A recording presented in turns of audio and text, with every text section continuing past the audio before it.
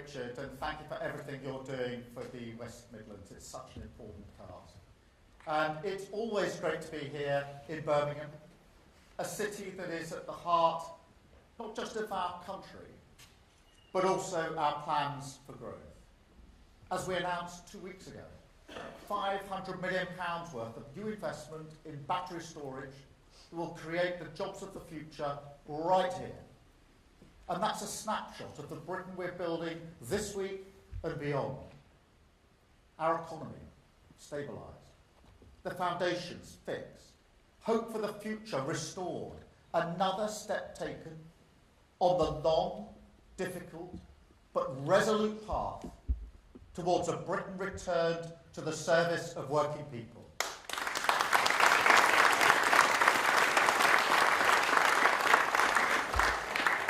I said on the steps of Downing Street, the day after the election, that this would be a government for the working people of this country. That when the cameras stop rolling, when that black door closed, we would carry their hopes and aspirations with us. That the basic, completely reasonable desire to want a better future for your family would become the driving purpose of this government. Now, I will never stand here and tell you to feel better if you don't. I will never ask you to feel grateful for what you should expect as a given. Trust in my project to return Britain to the service of working people can only be earned through actions, not words. Change must be felt. But every decision that we have made, every decision that we will make in the future, will be made with working people in our mind's eye. People who've been working harder and harder for years just to stand still. People doing the right thing, maybe still finding a little bit of money to put away, paying their way, even in the cost of living crisis.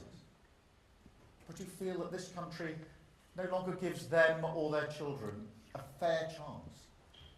People stuck on an NHS waiting list, whose town centre is blighted by antisocial behaviour, who can't afford to buy a place that they can call home, or can't afford the home they have because of the mortgage bombshell. And people who feel ignored as their lives, no matter how hard they work, slide into greater insecurity. Scared of the postman coming down the path. Will it be another bill that I can't afford? People like that video that we've just watched. The people we changed the Labour Party to serve. I know some people want to have a debate about this. And I know there will always be the exception that proves the rule. Welcome to the wonders of a diverse country. But I also know that the working people of this country know exactly who they are. That they are the golden thread that runs through our agenda. Every single one of our national missions is about delivering for them. And we're getting on with the job. That's why we reformed planning rules, to get Britain building again, restore the dream of home ownership. It's why we ended the junior doctor strikes, to lift the pressure on our NHS, start cutting waiting lists. It's why we stopped the riots with tough sentences for violent thugs, launched a border security command to smash the people smugglers, switched on Great British Energy to get Putin's boot off our throat, make our country more secure, create good jobs right across the country. It's also why we've started the work of changing our economy, stabilising, fixing its foundations, but also changing how it works for them. An employment bill that will finally make work pay, that will contribute to growth and raise living standards for working people. A direct response to the cost of living crisis that we were elected to tackle for them. Because, let me tell you, it's working people who pay the price when their government fails to deliver economic stability. and they've had enough of slow growth, stagnant living standards, and crumbling public services. They know that austerity is no solution, and they've seen the chaos when politicians let borrowing get out of control. We choose a different path. Honest, responsible, long-term decisions in the interests of working people. Because it's stability that means we can invest, and reform that will maximise that investment. £63 billion worth of investment secured from business 2 weeks ago. A record-breaking show of confidence in our plan for growth. That's investment that will create tens of thousands of jobs, good jobs, in every corner of the country. I know that some people recoil from the tough decisions we have to make to fix the foundation. But that investment, it didn't happen by accident. It's because businesses can see that we're fixing the foundation. Everyone who finds damp in their house knows they have to make a decision. Paint over it, or strip it out, pull off the plaster, and deal with it once and for all. So I will defend our tough decisions all day long. It's the right thing for our country, and it's the only way to get the investment that we need. Stability, investment, reform. That is how we will fix the NHS, rebuild Britain, and protect the payslips of working people, delivering on our mandate of change.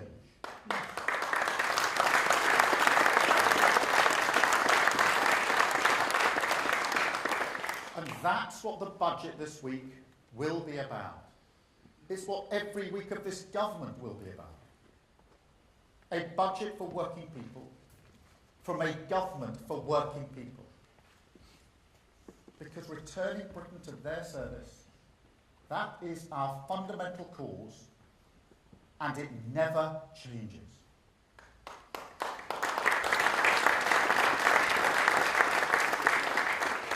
It will also be the first budget delivered by a woman ever.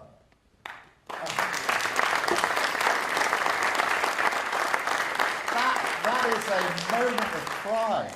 When Rachel Reeves stands up, she will be making history. And I can tell you, young women and girls across the country will be watching, they will look up, and they will notice.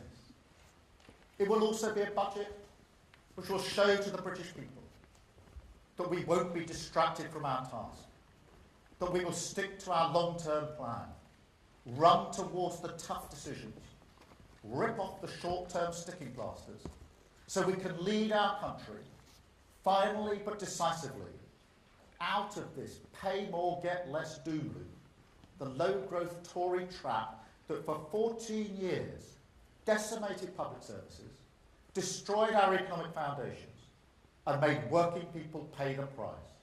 And mark my words, that era is now over. We are turning the page on Tory decline, closing the book on their austerity and chaos. Those days are done. They're behind us. And change is here.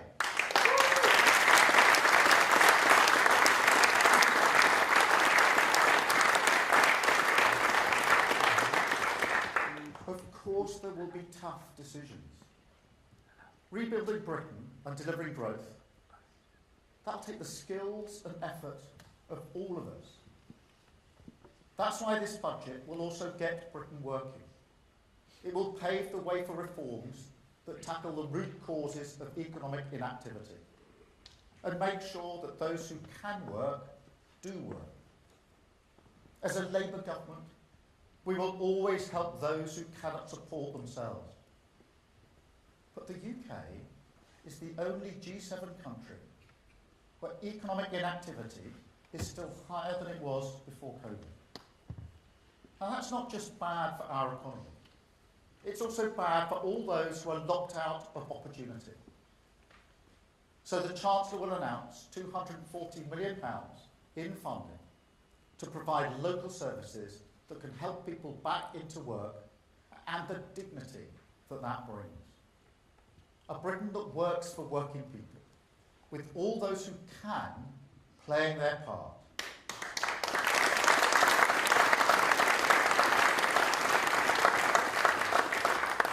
We will also be ruthless in clamping down on government waste, just as we will be ruthless on clamping down on tax avoidance, so the British people can see that every penny counts. Now, every single person in this country had to do that during the cost of living crisis, and government must be no different. And frankly, when we're asking broader shoulders to carry a higher burden on tax, that determination to be more productive and efficient in government, that's the very least their contribution deserves. And look, nobody wants higher taxes, just like nobody wants public spending cuts. But we have to be realistic about where we are as a country. This is not 1997, when the economy was decent, but public services were on their knees. And it's not 2010, where public services were strong, but the public finances were weak. We have to deal with both sides of that coin. These are unprecedented circumstances. But the budget the Chancellor will deliver on Wednesday will prevent devastating austerity in our public services and prevent a disastrous path for our public finances. That's the reality of what would happen if we'd stuck to Tory spending plans. And it's why we never, unlike the opposition in 97 and 2010, committed to the same spending plans. And yes, things are worse than we could possibly have expected during the election. And the budget will set that out very clearly. I mean, just look at the state of our prisons last week. Where's the Tory apology for that? Watching the prison population rise while they dithered. Too weak either to reform sentencing or build new places. Too scared to conduct a proper spending review, as we've done. Because the damage they knew it would uncover. Oh, they knew. That's why they ran away from that exercise and called an early election instead. They knew our public services were broken. They knew there's a black hole in the public finances.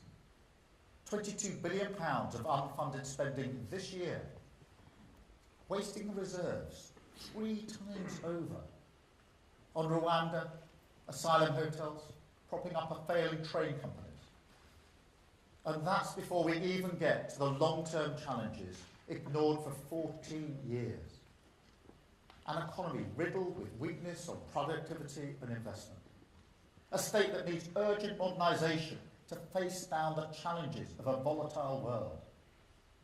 A country where people don't just have faith in politicians to fix any of this, but also wonder whether Britain can, whether we still have the resources to move forward, or whether decline is now an incurable disease.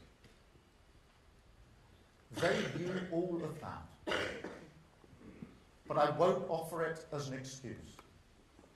I expect to be judged on my ability to deal with this. Politics is always a choice. So we won't hide from our decisions on Wednesday, or for that matter, any day.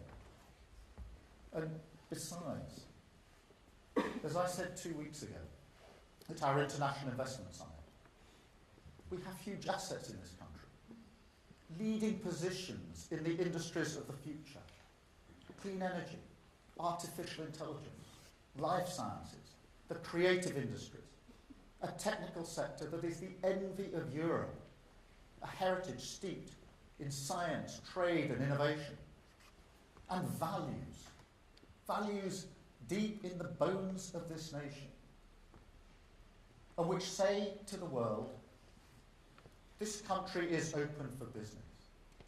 This country respects diversity and difference under the same flag. We are still the country known all around the world for our pragmatism, and our creativity, the ingenuity and industry of our people.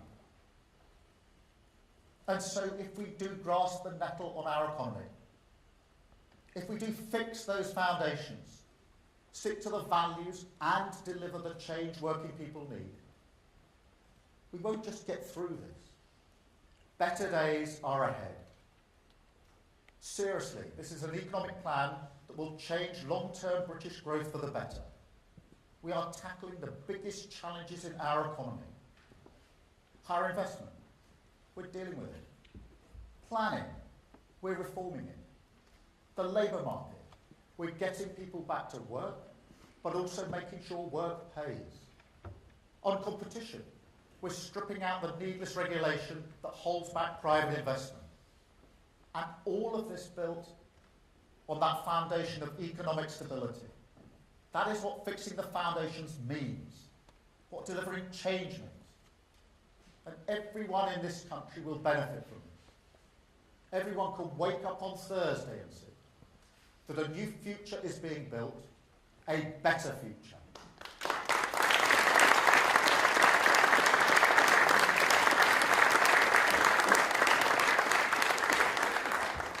But I tell you now, what we can't do is waste any more time. Politics is a choice, and it's time to choose a clear path. It's time to embrace the harsh light of fiscal reality so we can come together behind a credible long-term plan. It's time we ran towards the tough decisions, because ignoring them set us on this path of decline. It's time we ignored the populist chorus of easy answers, because we saw what happens if you reject the constraints of economic stability. And we're never going back to that. That is our choice. Stability to prevent chaos. Borrowing that will drive long-term growth. Tax rises to prevent austerity and rebuild public services. We choose to protect working people. We choose to get the NHS back on its feet. We choose to fix the foundations, reject decline, and rebuild our country with investment.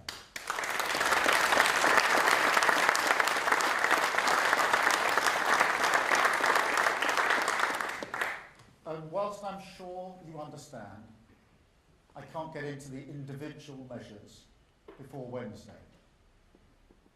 I will say this. If people want to criticise the path we choose, that's their prerogative. But let them spell out a different direction. If they think the state has grown too big, let them tell working people which public services they would cut. If they think tax rises are unfair, let them tell working people which taxes they'd raise instead. If they don't see our long-term investment in infrastructure as necessary, let them explain to working people how they would grow the economy for them. And if they think that taxes are too high, but they don't want to cut public spending, let them tell working people why the lessons of Liz Truss no longer apply. Because I've said it before, and I'll say it again, the time is long overdue for politicians in this country to level with you honestly about the trade-offs this country faces. To stop insulting your intelligence with the chicanery of easy answers. Working people know that hard choices are necessary. They lived through the Liz Truss episode. They lived through the cost of living crisis. So they know that the things they want from us, protecting their living standards, rebuilding our nation, fixing our public services, they know that this can only be achieved alongside economic stability. There are no shortcuts. No, what they want to see on Wednesday is a country on a different path, making different choices. They don't want to pay the price anymore in times of crisis, because our economic foundations are weak. And they don't want to see the proceeds of growth, which could serve their family, their community, their public services, instead always serving those at the top. They want change, and that is what they will get, because that is the mandate we're elected to deliver, the only path consistent with our driving purpose to return Britain to the service of working people.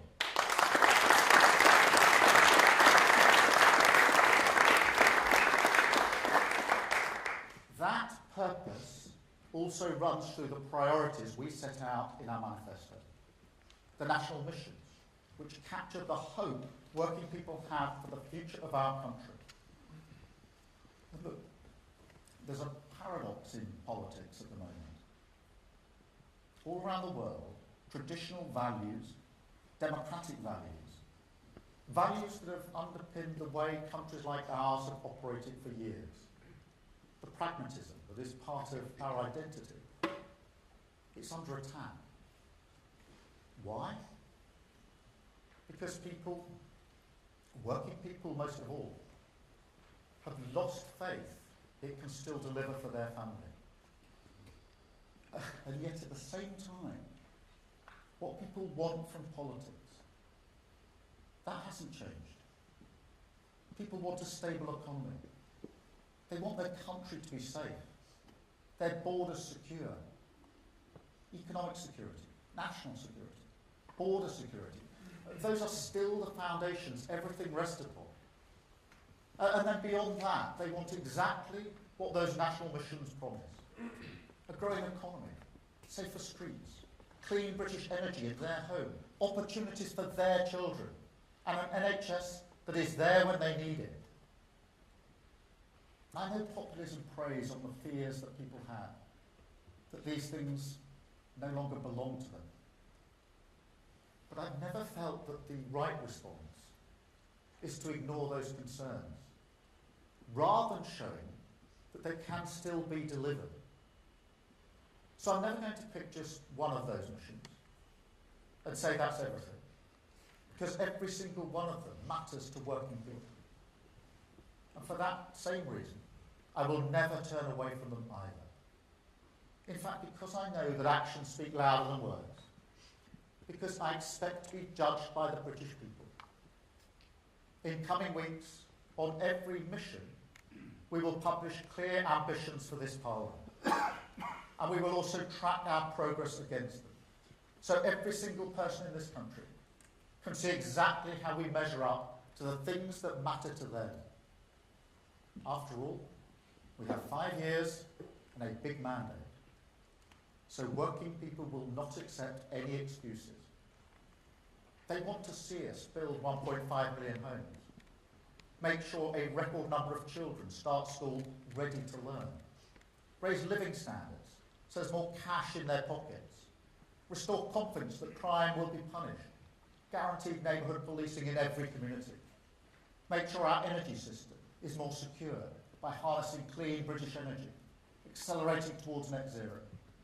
And on our NHS, they want us to cut waiting times dramatically to meet the 18-week target that is still the best benchmark of an NHS that's back on its feet, facing the future, and once more, a beacon of pride to the world.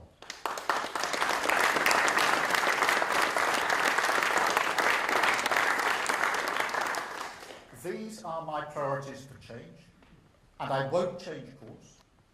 The budget will light the way, and we will use the power of government, stability, investment and reform, partnership across the whole of society, galvanised by clear objectives, to deliver on the priorities of the British people.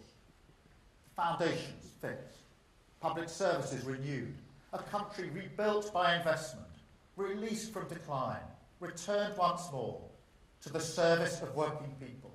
Now that is the course we set this week. That is the driving purpose of this government, and that is the change that we will deliver. Thank you very much.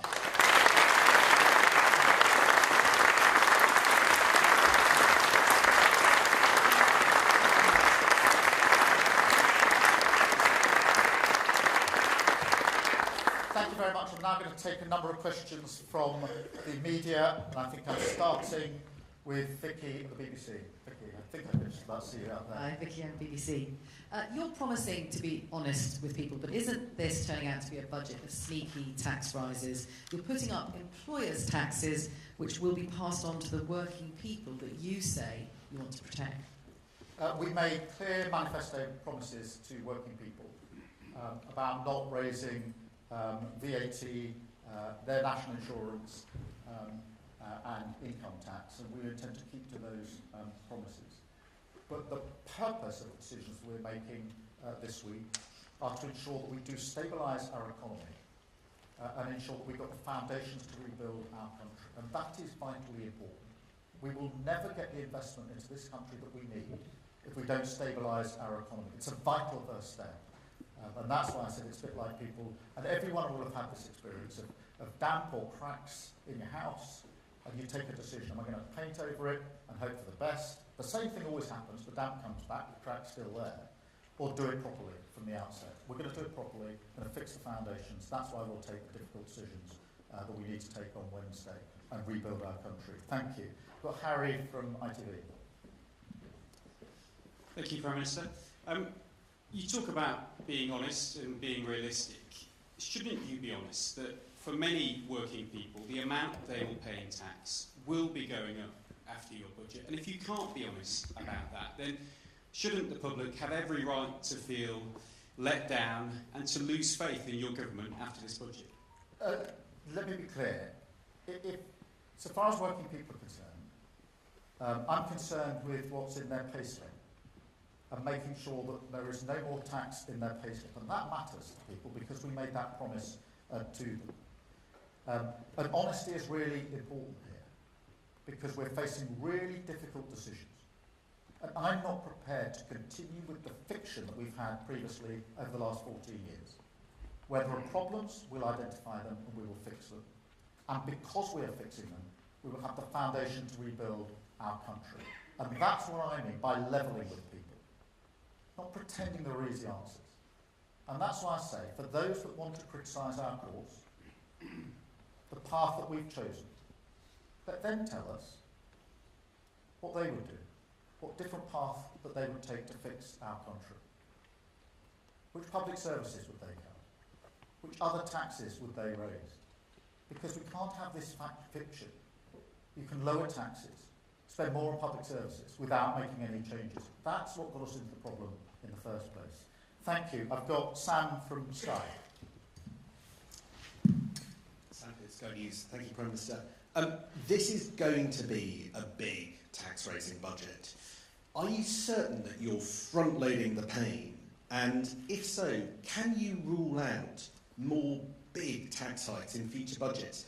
Because there's a fear that we're just going to go through all of this again in a year's time when, for instance, you realise that you haven't got a plan for how to pay for things like social care. Well, let me take that head on, Sam, because I fundamentally believe that we need to run towards the tough decisions. I fundamentally believe we have to fix the foundations so that we can build a better future. And that's tough. That's difficult. But that's why we're taking the decision on Wednesday to do it, because it's the right thing to do, and it's the right thing for our country. And I think and believe that it will also allow investment to come in, secure that we're a government that's prepared to do the tough things to stabilise the economy. Now, 2 weeks ago, we got £63 billion worth of investment in our international summit. That's an unprecedented amount of money.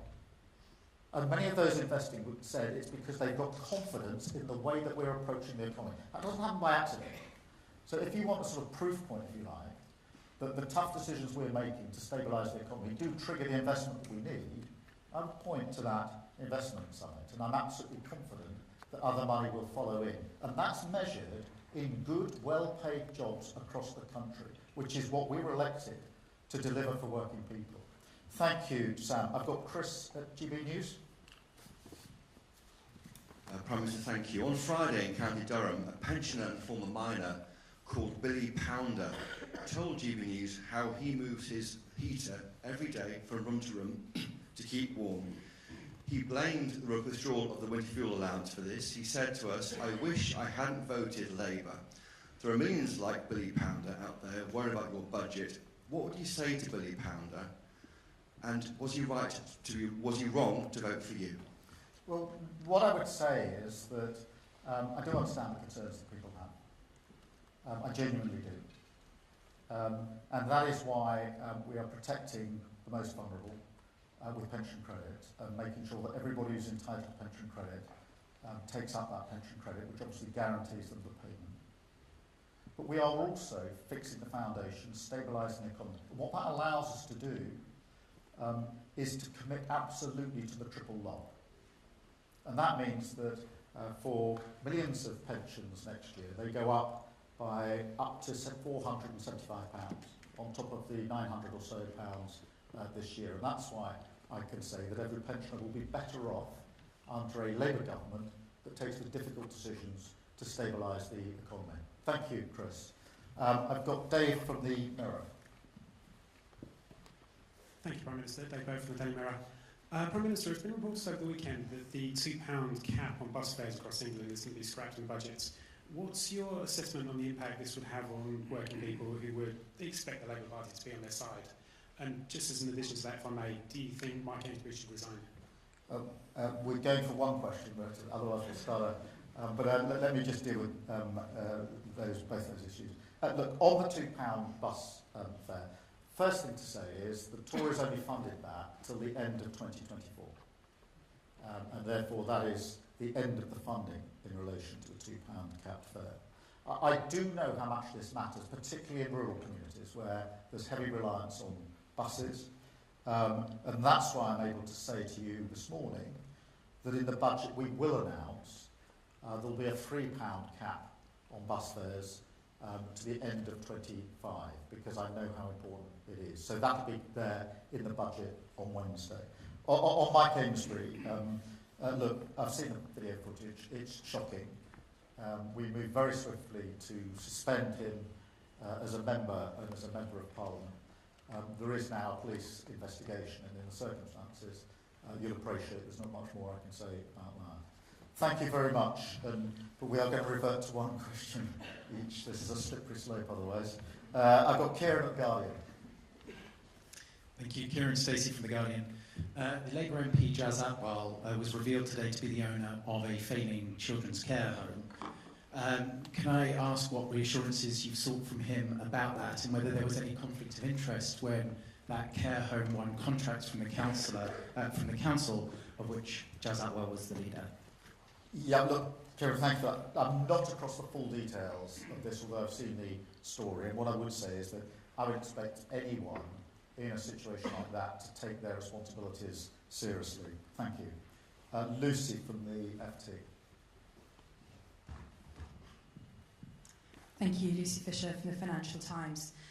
Prime Minister, your Chancellor has confirmed that she's changing the debt rules to borrow more to invest in capital expenditure. Do you accept this is a move that pushes up interest rates?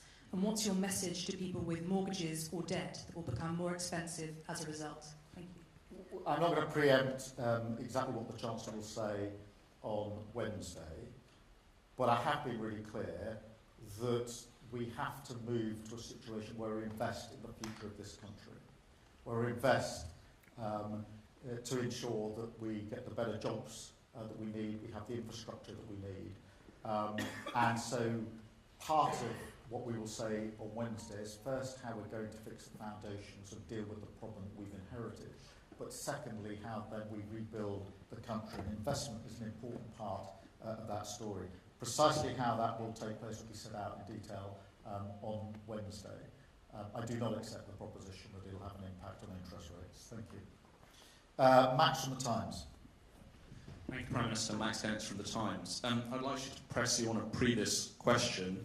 You've made very clear today that to take on the inheritance there'll need to be tax rises, but will this be the last Labour budget in which you'll need to raise taxes? And if you can't answer that, how can people have optimism that there will be better times ahead if you won't rule out further massive tax rises in budgets? Yeah, look, thank you for the question. We are fixing the foundations of this budget, so that is the purpose of this budget, to take the difficult decisions now.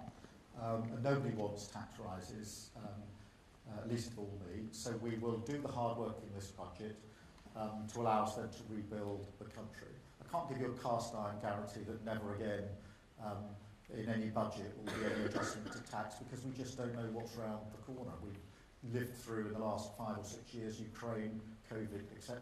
But I can tell you that as we stand here now going into this budget, it is our intention to take the tough decisions here and now, up front, in the hope that we can then build or rebuild the country on that stable foundation. So you can take from that the tough stuff is coming in this budget. We're going to scrub this down into this budget, but I'm going to resist the temptation to say that at no point ever will there ever be an adjustment to anything else in the future.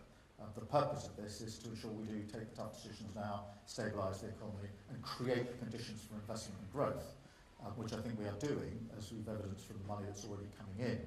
So that's the approach: take the tough decisions now and do it in this budget. So you can expect to see pretty well all of that in this budget. Thank you. I've got Jack from The Sun.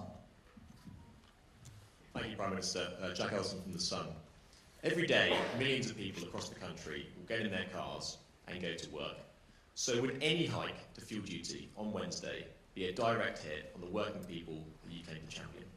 Well, I know this is a particular concern to your readers, and I'm not going to preempt what happens on Wednesday, but obviously this is an issue that comes up at every budget, and you'll see how we deal with it at this budget. But I do understand how important it is.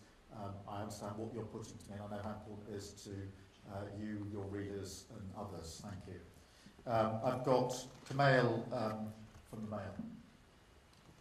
Kamal Jaffer, Daily Mail. Prime Minister, the new polling this morning suggests that the majority of voters would prefer Wednesday's priority to be lower taxes ahead of investment in public services. Do you feel your government's priorities are out of step with the public mood? No.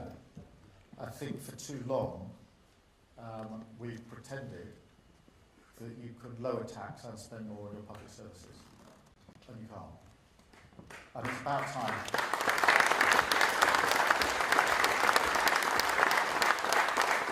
And it's about time we faced up to that. Almost everybody knows the NHS is broken. We're going to fix it. We're going to put it back on its feet and make it something we can be proud of again. That's the path we're choosing. And that's what will deliver for working people. But what we're not going to do is continue the fiction that's got us here in the first place. The pretense you can always have lower taxes and that your public services will run properly. Because the last 14 years have shown that is completely and utterly untrue. And people voted for change and will deliver it. I've got Luke from LBC. Thank you, Prime Minister. Luke Shanahan, LBC. You said that people should judge you on whether or not they feel better off within 5 years' time. Is that how long it will take to feel positive effects of what you're doing now? No. The £63 billion in investment that we came in 2 weeks ago is about jobs that will be seen around the country, jobs which we will ensure can be put in place as quickly as possible. The money that we will spend on the NHS will make sure that NHS is getting better straight away, the first steps that we've set out. What I was saying is I expect to be judged by what we've delivered after 5 years. We've got a terrible inheritance. I think everybody can see that. It was bad enough with what we did know before the election. It's even worse now we've had a look at the books. Even worse. And we're entitled to spell that out. But as I said in my speech, it's now to us to deliver the change. And we will deliver that change. That's why we're taking these tough decisions. And yes, I expect to be judged on that at the end of this Parliament. Judged by whether we've made people better off. Judged by whether the NHS is functioning better. Judged by whether our public services are better at the end of a Labour government of 5 years than they were when we started. That's why we're taking these difficult decisions.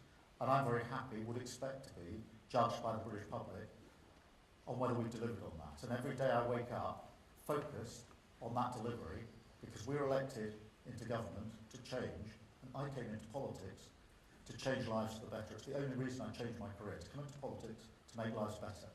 And therefore I'll happily be judged on whether we're able to do so. Our path sets the course for that change.